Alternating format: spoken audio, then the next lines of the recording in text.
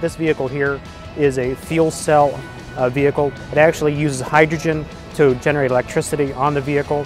Hydrogen actually goes through the fuel cell, generates electricity, and that electricity then drives the bus. And the only byproduct is water, so this truly is a zero-emission vehicle, meaning no exhaust, no particulate matter, or anything but water comes out of the vehicle itself.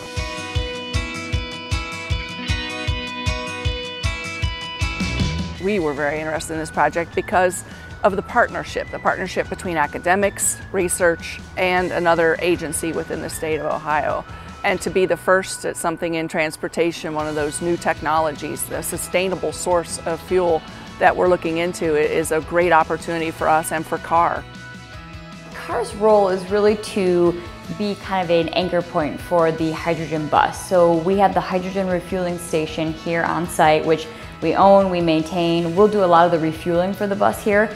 Any data that comes back from the hydrogen fuel cell that we can learn from, that we can utilize with our students and to further educate ourselves, our students, and our faculty on the fuel cell. The future of transportation will be electric motors. And so this, along with what they're doing with CAR and Ohio State University, is ensuring that Ohio, the state of Ohio, and Ohio State, that we have a leadership position in the zero and electric vehicle market that's coming forth.